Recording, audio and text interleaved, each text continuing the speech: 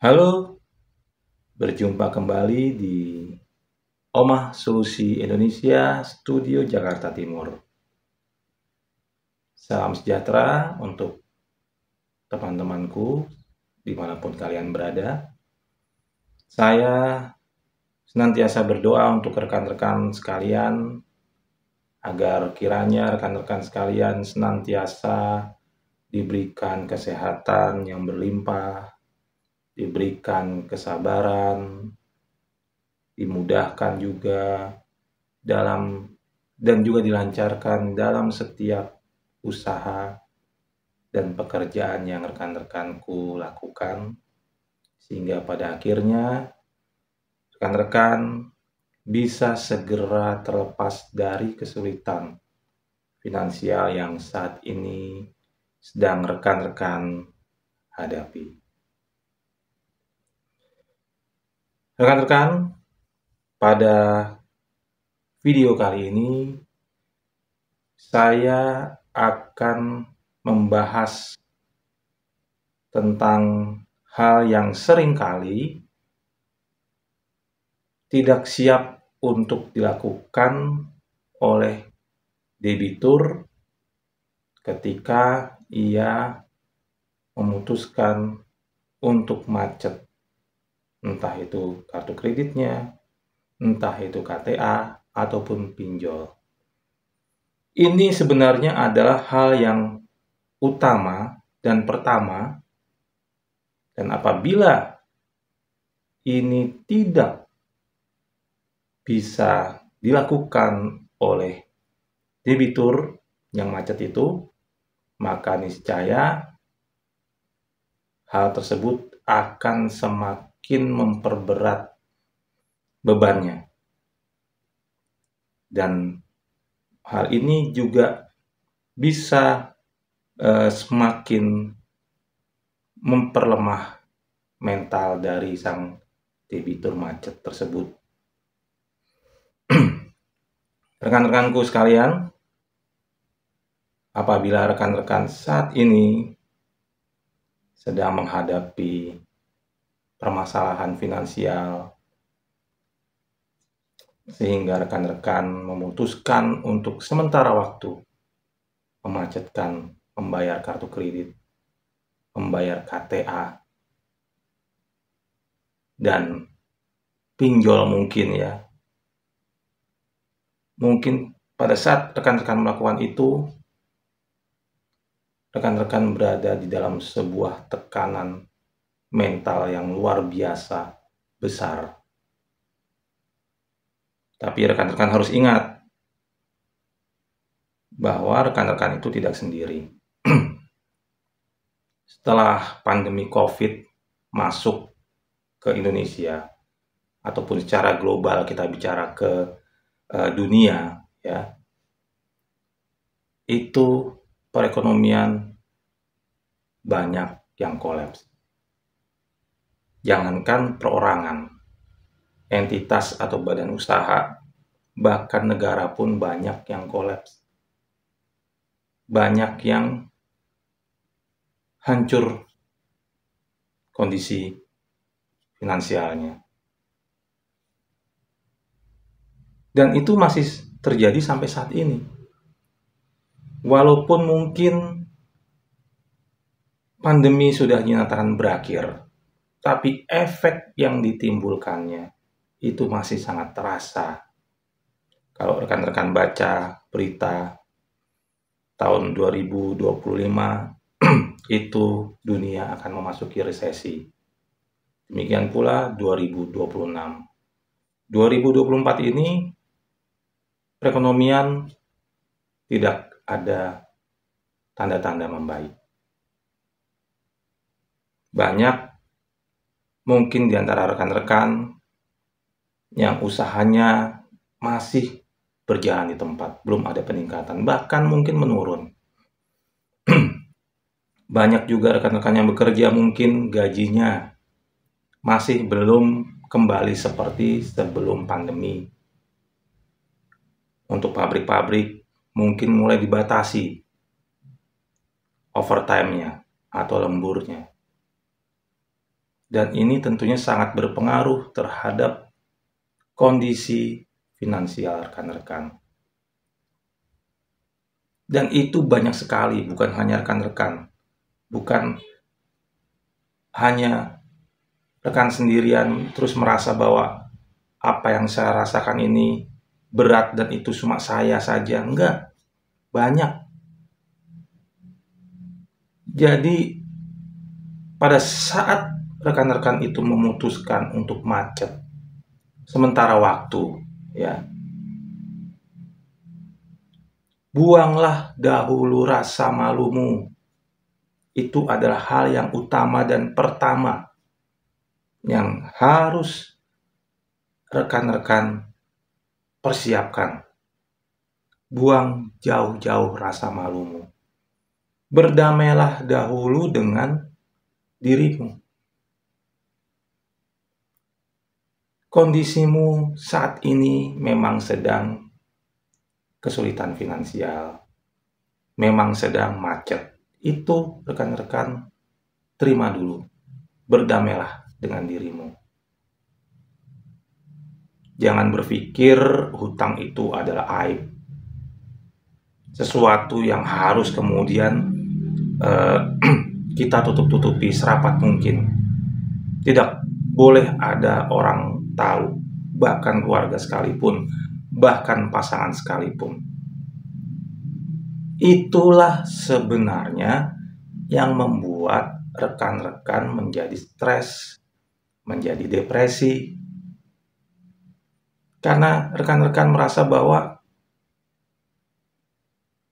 kalian saat ini menanggung aib. Kalian saat ini merasa gagal. Dan kalian malu membagikan ini kepada orang-orang di sekitarmu, pada keluargamu, pada pasanganmu. Kalian menanggungnya sendiri. Itu yang membuat kalian menjadi stres, menjadi depresi. Dan itu juga yang banyak sekali dikeluhkan kepada saya pada saat saya menerima konsultasi. Masalah utamanya mereka adalah merasa malu.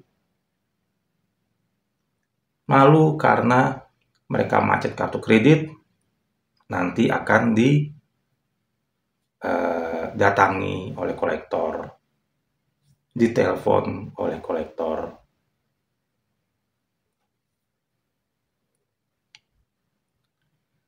Kalau rekan-rekan saat ini sedang macet kartu kreditmu, memutuskan untuk macet kartu kredit, memutuskan untuk macet KTA ataupun pinjolmu,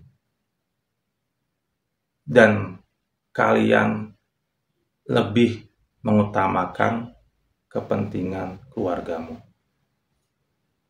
Apa yang kalian lakukan itu tidak kemudian menjadikan rekan-rekan itu memiliki moral yang jelek ataupun karakter yang buruk. Justru apa yang rekan-rekan lakukan, yaitu mengutamakan kepentingan keluargamu terlebih dahulu, itu adalah sesuatu tindakan yang berani, suatu tindakan yang bertanggung jawab. Karena dengan rekan-rekan berani memutuskan untuk sementara waktu memacetkan kartu kreditmu, memacetkan KTA-mu ataupun pinjolmu, berarti rekan-rekan secara sadar sudah mengorbankan ego rekan-rekan, mengorbankan kepentingan pribadi rekan-rekan sekalian. Rekan-rekan tahu bahwa ketika rekan-rekan memutuskan untuk macet, maka otomatis rekan-rekan akan menanggung segala konsekuensinya. Reputasi kalian di dunia perbankan atau di dunia keuangan tentu akan menjadi jelek. Kemudian privasi kalian tentu akan sering dilanggar oleh kolektor nih, yang sering melakukan penelponan siang, malam, pagi, berkali-kali, bertubi-tubi, dan kalian menerima itu. Berarti kalian adalah hebat, mengutamakan keluargamu di atas kepentinganmu sendiri, di atas egomu sendiri, di atas rasa takutmu. Tidak semua orang berani melakukan hal tersebut. Jadi, rekan-rekan nggak perlu malu. Ingat, hutang itu bukan aib. Bukan cuma rekan-rekan sendiri yang mengalaminya. Dan rekan-rekan ini juga bukan seorang penjahat kok. Kalau sementara waktu rekan-rekan menunda bayar kartu kredit, menunda bayar KTA, itu tidak menjadikan kemudian rekan-rekan seorang penjahat. Rekan-rekan itu adalah partner, mitra bisnis dari bank. Bagaimanapun rekan-rekan sudah ikut berpartisipasi, memberikan kontribusi bagi bank tersebut, mungkin selama bertahun-tahun, belasan tahun, atau mungkin puluhan tahun, dan ikut berpartisipasi membangun bank tersebut sehingga menjadi besar. Rekan-rekan sudah memberikan profit bagi bank tersebut, yang termasuk di dalamnya digunakan untuk menggaji karyawan, termasuk si kolektor-kolektor itu. Jadi rekan-rekan, harusnya rekan-rekan itu bangga. Karena rekan-rekan itu adalah pertama, sudah berani mengambil keputusan yang luar biasa, meninggalkan egomu, meninggalkan ketakutanmu, dan mementingkan keluargamu. Lalu rekan-rekan juga adalah orang yang ikut berjasa membangun, mengembangkan bank di mana rekan-rekan mungkin saat ini sedang macet. Jadi alih-alih malu, alih-alih merasa rekan-rekan ini rendah diri atau minder, ayo tegakkan kepalamu. Jangan malu lagi. Ya. Selama rekan-rekan itu masih mempunyai niatan di dalam hati untuk suatu saat nanti, apabila keluarga saya, apabila kondisi finansial saya sudah membaik, saya akan melunasi hutang-hutang tersebut. Kalau rekan-rekan masih memiliki niatan itu, jangan pernah merasa malu. Jangan pernah merasa takut, merasa rendah diri, ataupun merasa minder. Lalu, setelah rekan-rekan bisa membuang rasa malu, menyingkirkan jauh-jauh rasa malu, yang harus rekan-rekan lakukan adalah melakukan koordinasi dan mengkondisikan terhadap ring 1, ring 2, ataupun ring 3. Di sini akan saya jelaskan apa itu ring 1, apa itu ring 2, apa itu ring 3. Ring 1 itu adalah keluarga inti serumah. Misalkan orang tua. Kalau rekan-rekan belum berkeluarga, itu bisa kakak, adik, orang tua, ataupun jika rekan-rekan sudah berkeluarga, bisa anak, bisa pasangan, suami, atau istri. Rekan-rekan harus menjelaskan kondisi rekan-rekan saat ini. Tujuannya apa? Tujuannya apabila nanti kolektor melakukan penelponan ataupun mungkin datang ke rumah, keluarga di rumah ini tidak menjadi kaget atau takut. Berikan pemahaman bahwa hutang bukanlah aib dan tujuan rekan-rekan macet saat ini bukan untuk lari, tapi untuk menata finansial dulu, memperbaiki kondisi finansial dulu, dan nanti pada akhirnya akan melunasi hutang-hutang tersebut. Jelaskan pula bahwa rekan-rekan ini tahu aturannya, tahu hukum, dan rekan-rekan siap melakukan tindakan apabila memang terjadi pelanggaran di dalam proses penagihan yang dilakukan oleh kolektor. Itu ring 1. Lalu ring 2 adalah keluarga yang tidak serumah.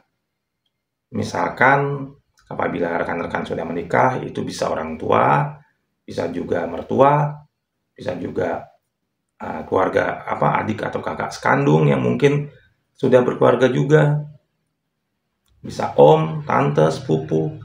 Itu pun juga rekan-rekan harus jelaskan mengenai kondisi rekan-rekan. Tujuannya sama, yaitu supaya mereka tidak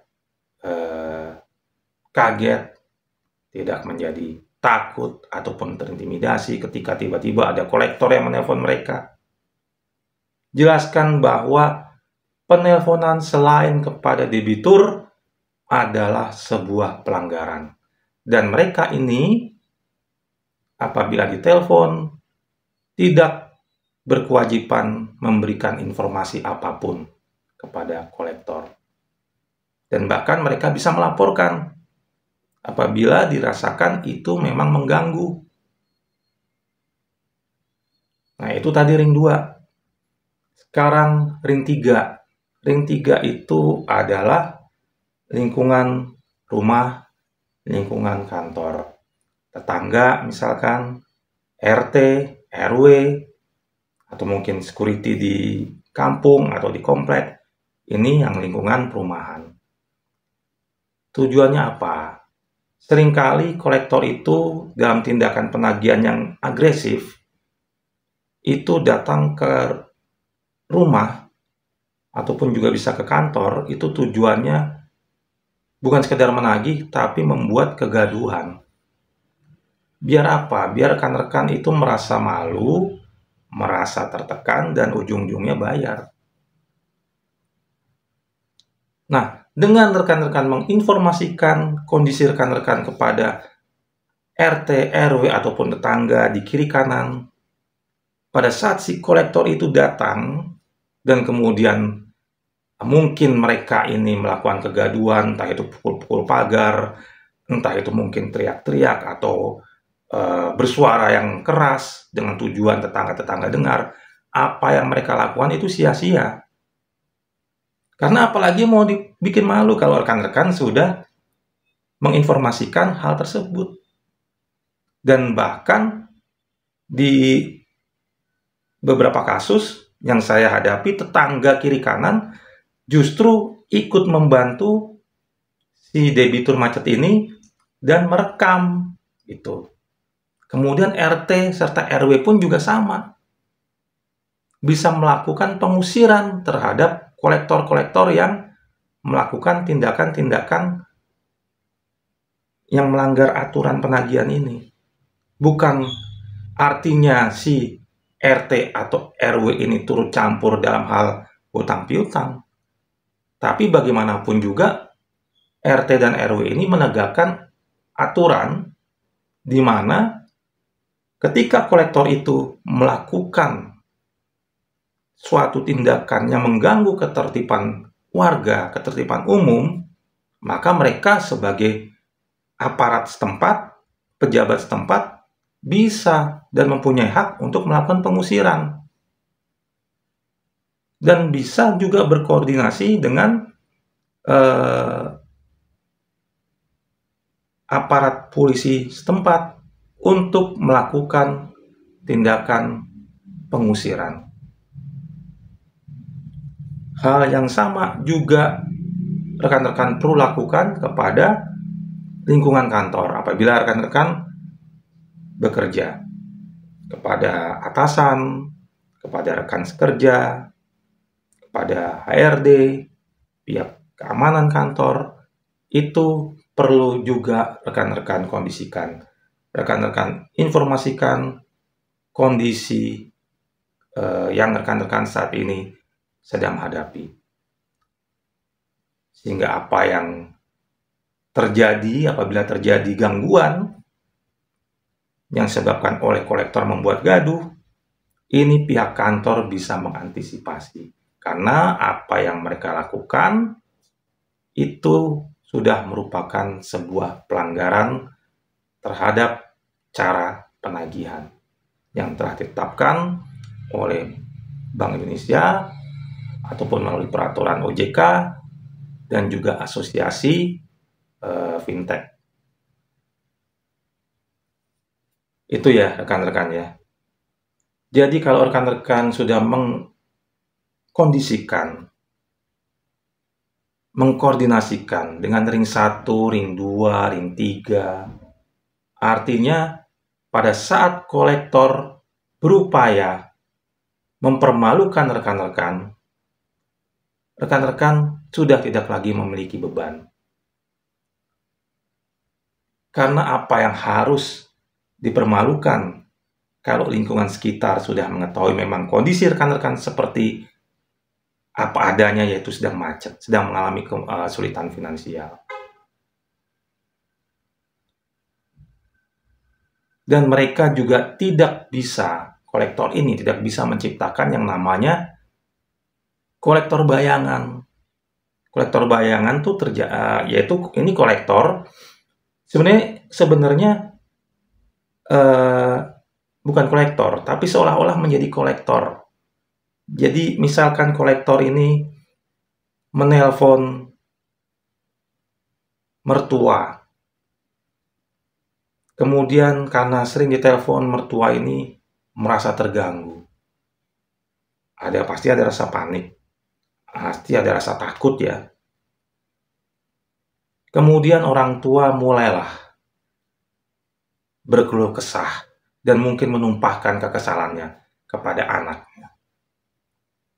Sang anak kemudian menyampaikan kepada pasangannya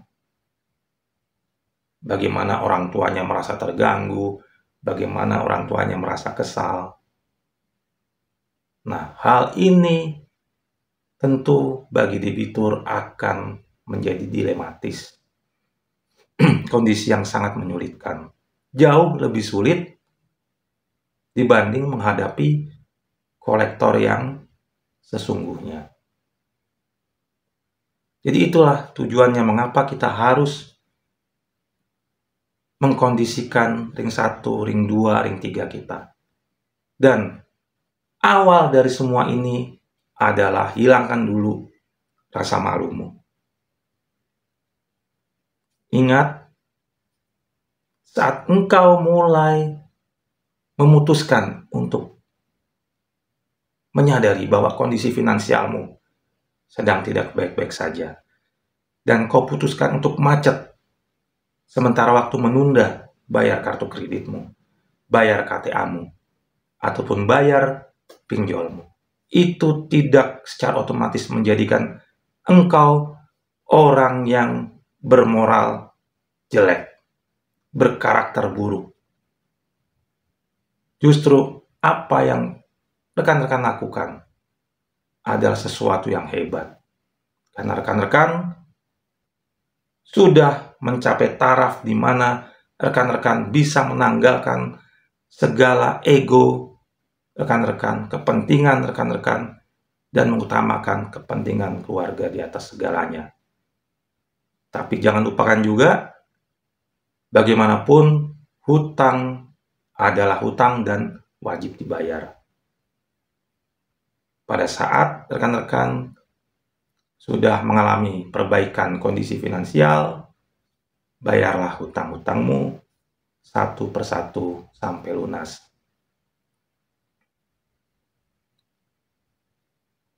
Demikian video saya kali ini.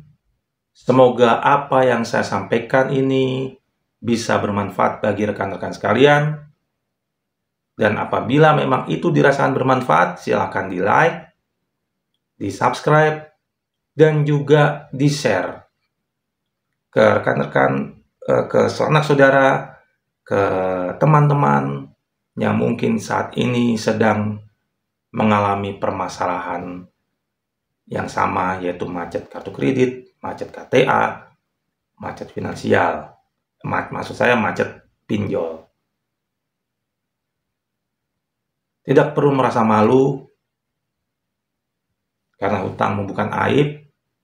Banyak orang yang juga mengalami hal yang sama seperti kamu, bahkan mungkin lebih berat dari kamu.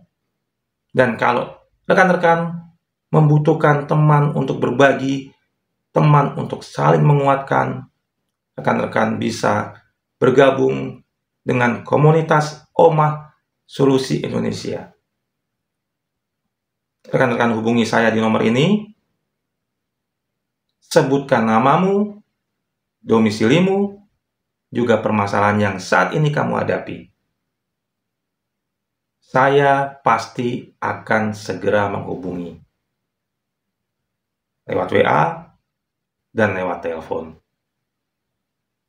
Dan setelah itu saya akan berikan link supaya rekan-rekan bisa bergabung dengan grup Telegram dari Omah Solusi Indonesia. Apa yang kami lakukan ini adalah sebuah gerakan pelayanan, dan kami tidak pernah membebankan biaya apapun. Semuanya murni pelayanan dan gratis. Yang kami harapkan, mentor-mentor yang ada di Omah Solusi itu harapkan hanyalah doa. Berikan doa yang terbaik bagi kami, supaya kami tetap bisa memberikan pelayanan yang terbaik bagi rekan-rekan, supaya kami bisa tetap menjadi teman seperjuangan bagi rekan-rekan sekalian. Terima kasih rekan-rekanku. Tetap semangat, jangan menyerah, karena badai pasti berlalu.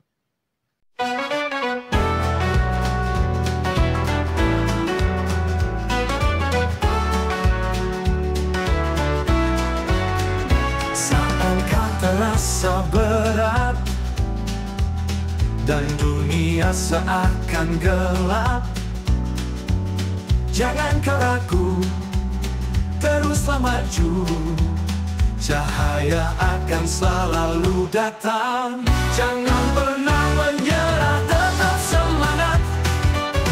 Walau badai menghantam kuat, percayalah semua akan berlalu.